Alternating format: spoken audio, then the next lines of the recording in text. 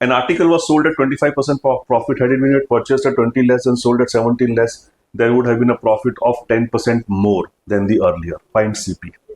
तो 25% प्रॉफिट पे बेचा है. 25% is 1/4.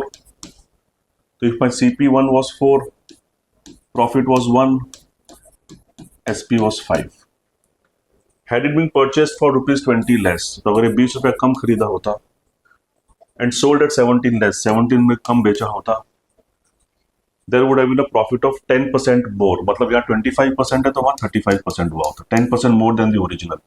So 35% means 7/20, which means if my CP is 20, profit is 7, SP is 27. ये scenario बताया. Now I have to calculate the original CP, that is a value of 4. Again, what I will do the cross product. 27 into 4, 80 plus 28, 108, and 20 into 500. तो ratio का जो difference है वो 10 है, 8 है, sorry, 108 minus 100. And quantity में ये 340 है, ये 540 है, तो दोनों का डिफरेंस 200 है. तो 8 की वैल्यू 200 है. मेरे को सीपी किसकी निकालनी है? सीपी की वैल्यू 4 की वैल्यू क्या होगी? 4 की वैल्यू 100 होगी. दोनों को हाफ से डिवाइड कर दो, तो CP was 100. Okay, clear? An article was sold at 25% profit. Had it been purchased at 40 less and sold at 40 more, there would have been a profit of 50%. Find the new SP of an article. So 25% profit पे बेचा है. So again I will do it now very quickly. CP1 is 4, profit is 1, SP1 is 5. Now उसको एक को आपने अभी purchase 40 कम में किया है और सेलिंग 50 में किया है, तो there would have been a profit of 50%. 50% profit मतलब 1/2. तो 2 का अगर कॉस्ट था, 1 का प्रॉफिट है, तो 3 का सीपी होगा. सेकंड सिनेरियो में CP2, P2, SP2. Again you put the cross product. 12 minus 10 is 2. और वैल्यू में कितना आ रहा है? 100 माइनस ऑफ माइनस 120. तो 100 plus 120, 220. 100 minus 120, that is 220. So 2 is corresponding to 220. Find the new SP of the article. तो new SP कितना है? तो new SP is 3. So मेरे को 3 का वैल्यू पूछा है. So 3/2 into 220, the new SP is 330. तो ये पूछा था मेरे को, इसकी value 330. They could have asked me पहली वाली वैल्यू पूछो, सेकंड वाला कॉस्ट पूछो, पहला वाला cost, anything they could have asked. So since we know the relation between the ratio and the value, we can find anything. Next. So this is a very same kind of a sum where you have to apply cost product and try to do this as a homework. I'll give you this as a homework.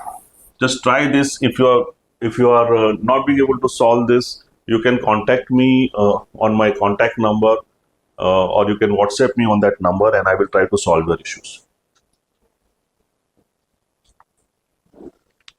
If 11 articles are bought for 10 rupees and 10 articles are sold for 11 rupees, what is the gain percentage? तो ये CP है. CP में I am buying quantity is 11 and I am buying them for 10 rupees. And while selling, I am selling quantity 10 for 11 rupees. तो मेरे को profit और loss पूछा है. So what I told you earlier कि भाई जब खरीदा है और बेचा है तो क्वांटिटी सेम होना चाहिए. अगर क्वांटिटी सेम है तो मैं उसको सेम करके प्रॉफिट लॉस निकाल सकता हूँ. So मैं बोलूँगा कि ये 11 है, ये 10 है, दोनों को सेम कर दो. तो इसको 10 से मल्टीप्लाई कर दो, इसको 11 से कर दो. तो ये क्या हो जाएगा? 110 आर्टिकल्स एट 100, 110 आर्टिकल्स एट 121. तो 100 और 121 मतलब 21% गेन हुआ. कॉस्ट इज 100, सेल इज 121, तो 21% गेन हुआ कि नहीं हुआ? Very simple. A man sold 10 eggs for ₹5 and gained 20%. How many eggs did he buy for ₹5? क्या बोलते हैं? 10 eggs है. So here they are talking about 10x. And he gained 20%. मतलब उसको 20% मीन्स 1/5. मतलब अगर 5 का CP है, 1 का गेन है, तो 6 का SP है. 5 CP 1 गेन, SP is 5 + 1 6. तो इसका सिनेरियो क्या था? CP is 5, profit is 1, SP is 6. This I am talking about 10x. Now this 6 का वैल्यू दे रखा है मेरे को 5 रुपीज में बेचा है ना. He sold 10x at 5 rupees. तो अगर 6 की वैल्यू 5 रुपीज है तो CP 5 की वैल्यू निकालनी है मेरे को. कितनी होगी? 5/6 into 5, that is 25/6 rupees. So now I got my CP also. So CP is 25/6 rupees. The cost price of 10x I could find as 25/6 rupees from the information that is given to us. How many eggs did he buy for 5 rupees? So I'll say कि 25/6 rupees he bought 10 eggs. So for 5 rupees, how many eggs he will buy? Again, I will use cross multiplication.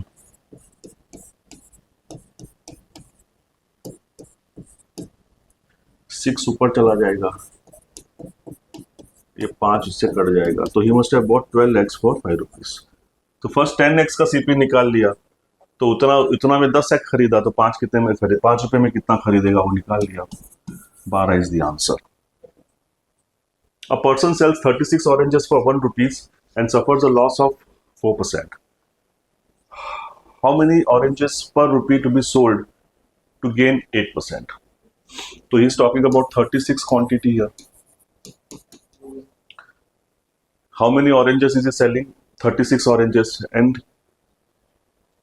4% loss है, तो 4% means 1/25 in terms of fraction, which means उसका CP 25 है, loss 1 है, तो SP 24 है.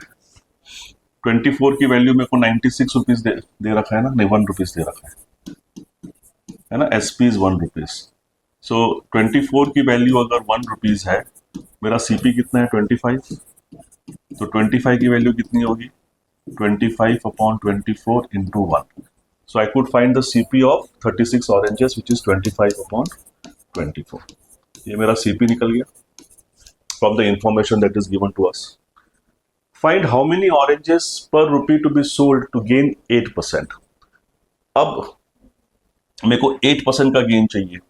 So 8% मतलब, so right now I will try to sell 36 quantity only at 8% gain, and then we will see how to handle what the question is being asked. So 36 quantity को मेरे को 8% gain पे करना है. 8% is how much? In terms of this, 2/25 in terms of fraction. 8% is 2/25, which means your CP should be 25, profit is 2, SP should be 27. Correct? So जो 36 oranges का जो CP है, 36 में बेच रहा हूं, तो 36 का जो CP है उसकी वैल्यू मुझे पता है. 25 जहां यहां वैल्यू दी है, उसकी CP कितनी है रुपीज में? 25/24 रुपीज. राइट? अब मैं उसकी SP निकाल लेता हूं मैं. तो 27 की वैल्यू कितनी होगी? 27/25 इंटू 25/24. तो 25 कैंसिल हो गया, 8 3 9 जा. तो ये 27 की जो वैल्यू है वो 9/8 रुपीज है. राइट? सो अगर 36 ऑरेंजेस को मैं अगर 8% प्रॉफिट पे बेचता हूं, तो मेरा 36 ऑरेंज का जो SP आता है वो 9/8 रुपीज आता है. राइट? सो अब मैं वो क्या पूछा है? How many oranges per rupee to be sold to gain 8%. So मैं 36 ऑरेंजेस बेच रहा हूं 9/8 रुपीज पे, तो मेरे को 8% प्रॉफिट आ रहा है. अगर मैं 1 रुपए में बेचूंगा तो कितने रुपीस मेरे को आना, कितने क्वांटिटी बेचना चाहिए ताकि मैं 8% मेरे को प्रॉफिट आए? तो मैं वापस इस पे क्रॉस मल्टीप्लाई करूंगा. 36 into 1 divided by 9 by 8, that is 36 into 8 by 9, 4 से जाएगा. तो if I sell 32 oranges, I can sell 32 oranges at 1 rupee to gain 8%. Clear है?